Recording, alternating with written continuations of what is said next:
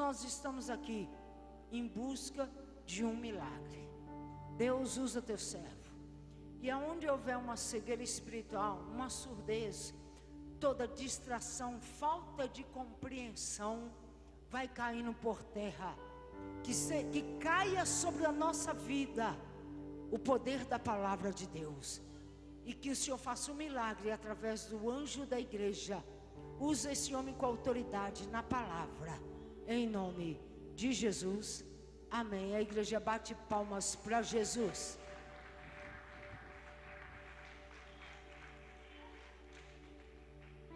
Aleluia. Saúde a igreja com a paz do Senhor Jesus. Vamos abrir a Bíblia em 1 Tessalonicenses 4. Quando a vida se torna difícil, quando você não se sente alguém, quando o desprezo invade a tua alma, quando das marcas só restam feridas, quando o amor não é alcançado, quando o mundo te deixa de lado e o coração explode na dor, é hora de ter o Salvador, o Salvador. Ele é Jesus que por você morreu na cruz. Tua vergonha, o teu desprezo, Ele levou. Carregue a tua cruz juntinho dele, e a força dele te torna capaz. E o amor que o mundo não te deu, Jesus te dá. Quando a vida se torna difícil, quando você não se sente alguém, quando o desprezo invade a tua alma, quando das mortes só restam feridas, quando o amor não é alcançado, quando o mundo te deixa de lado e o coração explode na dor, é hora de ter o Salvador, o Salvador. Ele é Jesus que por você morreu na cruz. Tua vergonha ou teu desprezo Ele levou. Carregue a tua cruz juntinho dele, e a força dele te torna capaz. E o amor que o mundo não te deu, Jesus te dá. Aleluia, Jesus. 1 Tessalonicenses 4:16. Pois, dado a ordem com a voz de arcanjo e o ressoar da trombeta de Deus, o próprio Senhor descerá dos céus, e os mortos em Cristo ressuscitarão primeiro. Depois nós, o que estivermos vivos, seremos arrebatados com Ele nas nuvens, para o encontro com o Senhor nos ares, e assim estaremos com o Senhor para sempre. Amém? Pode sentar, por favor. Irmãos, esses dias eu fui em alguns velórios, né? E aí eu senti de falar sobre esta palavra, porque enquanto nós estamos vivos, nós temos o nosso momento, nós temos a nossa oportunidade de fazermos a vontade de Deus. A Bíblia fala assim, ó: pois a morte é o destino de todos. Então nós estamos todos destinados a morrer. Os vivos devem levar isso a sério. Eclesiastes parte B do versículo 2. E nós vivemos não levando a morte, que é um destino nosso. Todos nós vamos passar por isso. Todos nós vamos passar por isso. A Bíblia diz que nós levarmos isso a sério. E nós temos que levar a morte mais séria do que a vida, que é o momento que nós temos que plantar. Nós temos o céu, será o nosso futuro. O céu será o nosso futuro. Então é impossível você pensar no futuro sem pensar na morte. Às vezes a gente pensa no futuro e às vezes a pessoa está na minha idade, assim, 54 anos, e faz tanto plano na vida, parece que vai viver eternamente. Você tem que pensar no seu futuro mesmo, você tem que pensar em adquirir alguma coisa que você quer, um sonho seu, um desejo. Isso não é errado. Nós temos que pensar, mas o principal pensamento nosso no nosso futuro é na nossa morte. Porque aqui na terra a Bíblia diz que a nossa vida é de 70 anos. O que passar disso é enfado e canseira. Se você é uma pessoa robusta, forte, e passou de 70, é enfado e canseira. Então o nosso futuro, ele tem que estar, a morte tem que estar em evidência na nossa vida. Nós ocupamos a nossa vida inteira com muitas coisas aqui na terra. E nós esquecemos de pensar que tem um céu e que tem um inferno. E que não é para qualquer um o céu. Não é como assim, bispo? O Senhor Jesus morreu para todos. Mas nem todos vão. Nós temos que nos arrepender dos nossos pecados. Nós temos que trilhar uma vida com Cristo. E é arrependimento de qualquer tipo de pecado. Então nós temos que saber que o nosso futuro, ele é no céu. Nós temos que pensar isso. E quando você pensa que você tem um céu para você ir, você começa a trabalhar para isso. A Bíblia diz que aquele que perseverar até o final, a Bíblia diz que o final das coisas é melhor do que o início. Judas começou bem, terminou mal. Saul começou bem, terminou mal. Sansão começou bem, terminou mal. Muitas pessoas começam bem e terminam mal. Às vezes nós conseguimos, aí quem começa às vezes mal e termina bem, porque perseverou em buscar Cristo, caiu aqui, levantou, fez uma besteira aqui, se arrependeu. Então o crente tem que ser assim, porque você está plantando a sua morada no céu. Você está plantando isso, e essa plantação tem que ser dia após dias. Então nós sabemos que nós temos apenas os dois destinos. Então quando você compara a glória que tem no céu e o castigo eterno, não dá para a gente pensar em outra coisa a não ser na glória de Deus, naquilo que o Senhor tem preparado para nós, aquilo que o próprio Jesus diz que Ele foi para o Pai, para quê? Para preparar um lugar para nós. E se Ele preparasse, o que Ele falou? Onde Ele estivesse, nós estaríamos com Ele. Então não tem como nós compararmos o que Jesus tem para nós e que o Satanás tem para nós. Já basta o sofrimento que nós temos aqui na terra, que o Satanás nos humilha, nos envergonha, né? Como Deus usou a pastora aqui, quer entrar num casamento, se desfaz. Quando o casamento se desfaz, é uma derrota muito grande, a pessoa se sente muito frustrada. Mas é isso que o Satanás tem aqui para nós. É daí para pior, é doenças, é separações.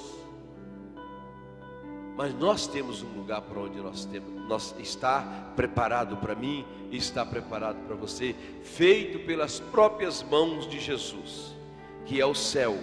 Então, desses dois lugares, nós tem que estar no nosso pensamento dia e noite. Eu não quero ir para o inferno. O céu é um lar eterno para todos os remidos. Quem são os remidos? Todo aquele que se arrepende. Arrepende de quê, bispo? Arrepende de tudo. Você é um beberrão, você tem que largar e arrepender das suas bebedices. Você é um adúltero, você tem que largar e arrepender do adultério. Você é um homicida, você tem que arrepender do seu homicídio. Você é um mentiroso, você tem que se arrepender e largar, que o Senhor vai redimir você. Você é um fofoqueiro, tem que parar de fazer fofoca. Ele deve semear contenda. A Bíblia diz que a sétima coisa que Deus mais abomina: os pés que se apressam a semear contenda. Você já viu aquelas pessoas que você fala um negócio aqui e fica louco? Ele fica doido, você não sair e contar para todo mundo? A Bíblia diz que isso aí é a sétima coisa que a alma de Deus. 7 coisas a Bíblia diz que o Senhor odeia, mas a sétima, a alma dele abomina. Eu acho que é Provérbios 6, 16. Provérbios 6, 16. Não. Provérbios 6, 16 diz que a do homem é o plano do coração, mas a resposta certa vem de Deus. Mas acho que é do 7, por ali. Enfim, sei que a Bíblia diz que a alma do Senhor abomina. Então nós temos que largar o pecado. Você é afeminado, você tem que se arrepender para Deus te redimir. Se você não redimir, você não vai para o céu. E a Bíblia, irmão, você sabia que o inferno é tão horrível que nem os demônios querem ir para o inferno?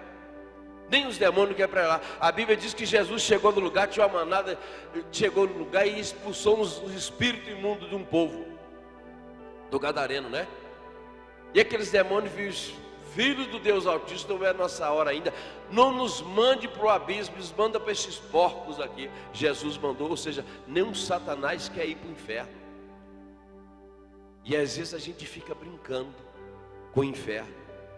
Não queira isso para a tua vida, nem de brincadeira, irmãos. A Bíblia diz que lá o bicho não morre. E o bicho come enquanto tem carne. Por isso que o que acontece? Você abre um caixão, os restos mortais estão lá e os bichos estão tudo mortos, porque a carne acabou. Mas como o nosso corpo não vai acabar no inferno, o bicho também não acaba, porque o bicho vai comer dia e noite, e você não vai se acabar. A Bíblia diz que lá o choro é de ranger dente, de dor. Então não queira isso para você. Jesus e seus serão glorificados. E 1 Coríntios 15, 54. E quando isso que é corruptível se revestir da incorruptibilidade, isto é que é mortal, se revestir da imortalidade, então cumprir-se-á a palavra que foi escrita: tragada foi a morte na vitória. Então virá dias em que o Senhor Jesus, Ele vai ser visto por todos nós. Porque Jesus, a Bíblia diz que Ele foi glorificado. Jesus e seus serão glorificados. Todos nós vamos ficar perante Ele para ser julgado. E aí é quando o Senhor vai decretar a vitória sobre a morte. Isso que causa tanto espanto na gente, tanta tristeza, né? É triste você estar comigo hoje rindo, amanhã você está no meu velório, e vice-versa. A Bíblia diz que esse momento vai acabar, não vai existir mais, porque o Jesus, Ele vai dar o checkmate na morte. E aí sim nós vamos ter uma vida plena com o Senhor. Então o nosso futuro, ele tem que estar preparado, esperando Cristo. A Bíblia em Mateus 25, 31 fala assim, todos ficarão perante Ele para serem julgados. O Senhor vai nos julgar pelas nossas obras, o Senhor vai julgar-nos pela nossa fé, o Senhor vai nos julgar por tudo aquilo que nós fizemos na terra, Por isso, irmão, que Satanás ele tem ele coloca tanto empecilho no nosso caminhar, para que nós não podemos permanecer com o Senhor. Ele arranja um problema aqui, arranja um problema ali, arranja uma calúnia aqui, arranja um levante ali. Eu te falo o seguinte: enquanto você estiver aqui na terra, você pode se preparar que isso não vai acabar. Não digo nem que vai diminuir. Às vezes as coisas podem piorar pela tua vida. Mas eu quero te dizer também que nada disso vai comparar com a maravilha que Deus tem preparado para nós, né? Bom, nada vai se preparar com aquilo que o Senhor preparou para mim e preparou para você. E a Bíblia diz que Ele preparou desde a fundação da terra.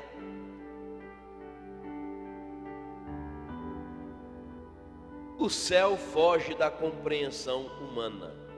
1 Coríntios 13, 12 fala assim: porque agora vemos por espelho, em enigma, mas então veremos face a face.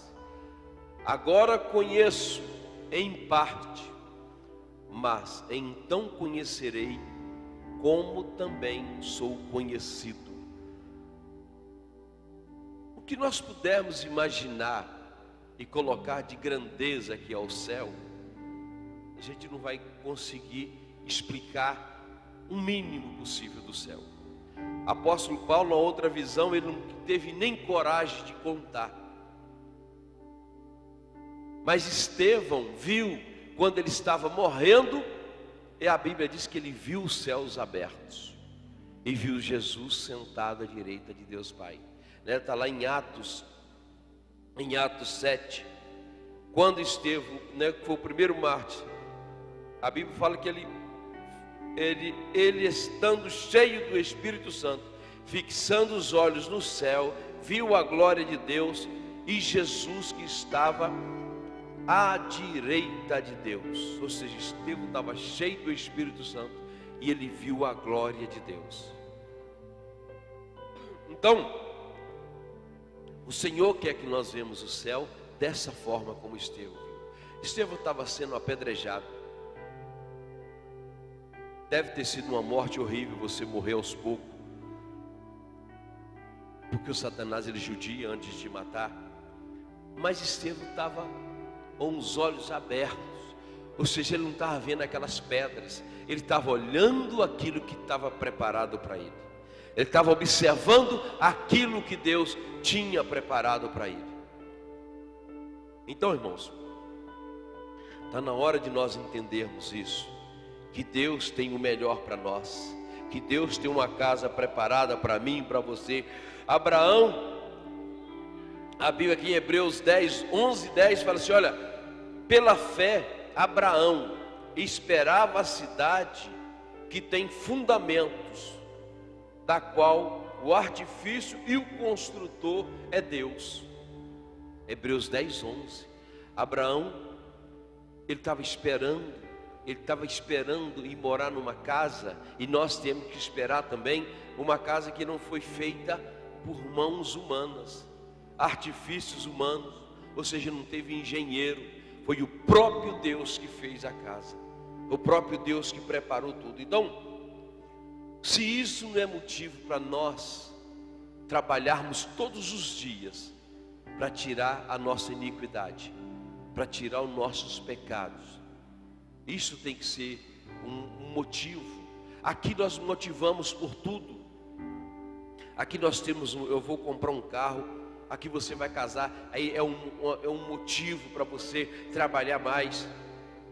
Eu vi uma pessoa falando no dia que o jovem nos Estados Unidos, quando ele completa 18 anos, ele quer ter 3 empregos, que é para ele ter R$1 milhão rápido. E no Brasil é diferente. A gente, quando a gente completa 18 anos, a primeira coisa que a gente faz é tirar a carteira e comprar um carro com 72 prestações. Aí você já começa a tua vida devendo até a alma quase. Então todo mundo tem que ter um motivo na vida. Você tem uma empresa, você trabalha para ela ficar rica, para ela crescer, e você está certo. Mas nós temos que ter a motivação de ir para o céu. Isso tem que te motivar todos os dias. Por isso, quando a gente tem que ler a palavra de Deus, porque a palavra, ela vai te alimentando, ela vai te nutrindo daquelas coisas que tem só no céu. Quando se a gente pudesse entrar na palavra de Deus e entender que Deus tem uma casa com os fundamentos, o qual o artifício e o construtor foi próprio Deus. Se você não conseguir embalar num negócio desse, você tem que aceitar Jesus novamente. Você tem que se achegar a Jesus. Então nós estaremos naquele lugar. Nós iremos para aquele lugar depois desta vida. Iremos para o céu. Isso dependerá o quê? Das decisões tomadas durante a vida. Às vezes eu chego no enterro, aí as pessoas, às vezes pastor, faz uma oração, traz uma palavra aqui. Eu tive no da irmã Margarida e eu fui a palavra. Eu falo sempre isso: olha, eu não estou trazendo palavra para a irmã Margarida. É uma obreira, foi obreira aqui na igreja e faleceu agora, com 70 anos. E aí, eu falei assim: olha, eu não estou trazendo palavra para a irmã Margarida, porque aqui ela já fez tudo que ela tinha que fazer. Da agora para frente é outra conversa. Até aqui ela tinha a filha para pegar, os filhos para pegar na mão dela. Até aqui ela tinha a mamãe, a irmã para pegar na mão, o marido. Mas daqui, irmãos, que se passou dessa para melhor, para pior, quem pega na tua mão é outra pessoa. Ou é o Senhor Jesus, ou é o Satanás. Como Deus usou a pastora Elisete na palavra que dia. O rico e o Lázaro. O rico morreu e foi pro Hades. Lázaro morreu, os anjos do Senhor, o mendigo morreu, os anjos do Senhor vieram buscá-lo. É assim que é a conversa. Não tem outra conversa não. Então, todos nós temos que saber e desejarmos ir para o céu. A Bíblia fala de um homem que ele teve muito mais perto da salvação do que eu, do que você, de que todos nós. Ele teve pertinho da salvação. Você sabe quem é? A Bíblia fala de um homem rico que Jesus chegou e foi conversar. Ele chegou e eu queria saber como é que eu faço para ter a vida eterna. Jesus, você tem que fazer isso. Então eu faço. Você tem que fazer aquilo. Eu faço. Mas você faz quase tudo. Mas falta uma coisa para você fazer. Só uma. Quem é aqui que só uma coisa, hein? Você é, missionário? Só uma coisa para ser salvo? Será que você é? Será que eu sou? Só falta uma coisa? Jesus olhar para mim e dizer: bispo Ana, só falta uma coisa para você ser salvo. Pastor Elisete, só falta um para você. O que é? Vende tudo e dá para os pobres. A Bíblia diz que ele entristeceu, saiu fora de Jesus por causa de uma coisa. Então, às vezes tem uma coisa impedindo você de se achegar a Cristo. Tem uma coisa impedindo de você ser salvo. Tem uma coisa impedindo de você se achegar a Jesus. Eu sei, irmão, que a Bíblia diz que nada pode nos separar do amor de Deus. Você não pode deixar nada. É seu marido que quer te separar de Deus, é melhor se separar dele do que separar do Senhor Jesus. É tua esposa, é melhor se separar dela do que se separar do amor de Deus.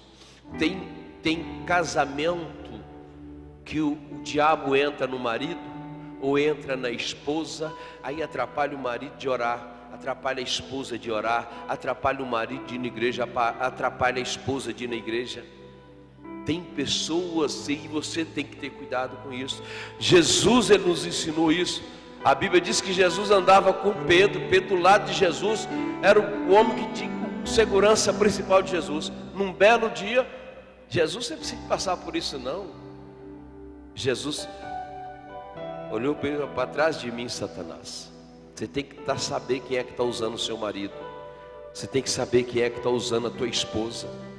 Tem casamentos que os dois somem da igreja, desaparecem de Jesus, porque o marido tirou, porque a esposa tirou. Ah, não vamos hoje não, estou cansado. Não vamos hoje não, que nós estamos doentes. O lugar de doente é aqui. O lugar de doente é aqui. Aí, eu acho interessante, eu acho muito interessante. Aqui você não vem doente, mas não falta um dia do emprego. Você sabe que se faltar é mandado embora, tem que trabalhar doente. Jesus que poderia te curar, você não vem. Uma coisa. E Jesus, ele pode curar as pessoas. Nós temos um irmão que está internado. Ele estava com os 2 rins parados. Ele está com a bactéria na artéria, vai ter que fazer a cirurgia. O pulmão está estourado. Ele estava amarelo. Eu, mas a Ana fomos lá e oramos por ele. Os rins voltou a funcionar. Ele acabou 80% do amarelão dele. E começou. Faltou mais fé para orar mais, para acabar de consertar, né? A Bíblia diz que nós temos que perseverar em oração, resistir o diabo na fé, perseverar na oração.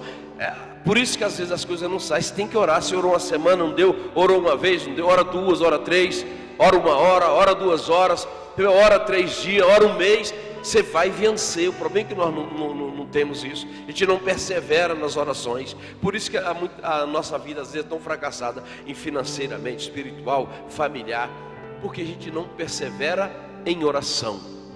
A Bíblia perseverar em oração, resistir o diabo na fé, e ele vai fugir de você. Aí a pessoa está lá, a gente vai lá, ora, já desiste. Às vezes a gente põe até culpa na pessoa. A pessoa não quer nada não. Então, o céu é um lugar de luz. No céu onde Deus habita, há somente luz. Deus é luz, e não há nele treva alguma. 1 João 1,5. Na luz do céu há plena comunhão entre o Pai e todos aqueles que se encontram nele. Se quisermos ir para este lugar, temos que amar a luz nesta vida que faz a obra do maligno. Quem faz a obra do maligno não ama a vida. 1 João 3,19. Então, o céu é um lugar de luz. Deus tem um lugar de luz preparado para nós. Deus tem um lugar onde todas as coisas são claras. Você vai ver, você vai saber o que Deus preparou para você.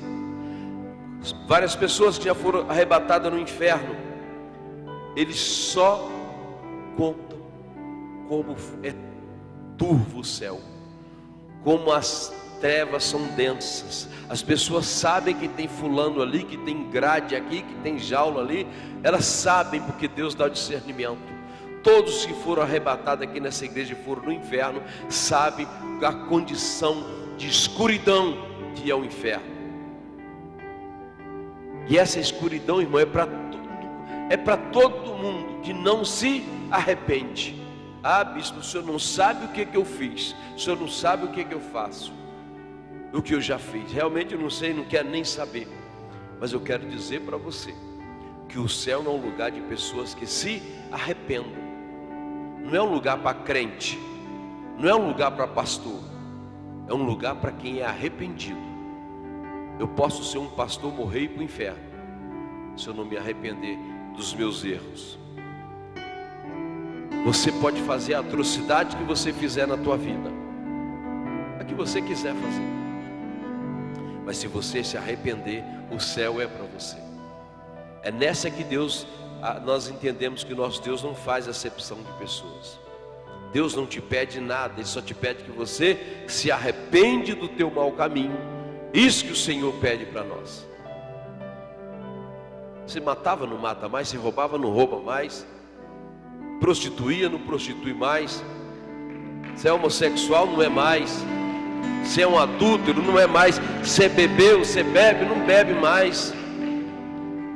Todos esses pecados estão relacionados em um só versículo, separado só por uma vírgula. Então quem bebe, quem mata, quem adultera, está no mesmo patamar. Aqui na terra que nós temos mania, né? Não, uma escala de 1 a 10, o meu pecado é número 1 só. É um pecadinho de nada. Agora o fulano, o pecado dele é 10, é 9, é 8. O meu é 1. Para Deus não tem escala de pecado não. A Bíblia diz, todos pecaram e destituídos estão da glória de Deus. Nós condenamos tanto o Hitler, condenamos tanto os homossexuais. Você que é crente, eu que sou pastor, se eu não arrepender da minha coisa, nós vamos ser vizinhos, nós vamos morar tudo junto. O Hitler de repente vai ser até um colega de quarto nosso. Você sabia? Que o maior dos pecadores, se você puder pensar e lembrar no mundo, ele pode ser o seu vizinho, dentro do condomínio do inferno. Então nós não temos que pensar nesse inferno não. Nós temos que pensar que Deus tem um céu de glória para nós, um lugar de luz. A Bíblia diz que o céu também vai ser um lugar sem tristeza, vai ser um lugar de alegria. E não entrará no céu coisa alguma que contamine e cometa abominação e mentira, mas só os que estão inscritos no livro da vida do Cordeiro. Apocalipse 21, 27. Então desânimo, decepção, tentação, pecado, nada disso vai entrar no céu. Nada disso.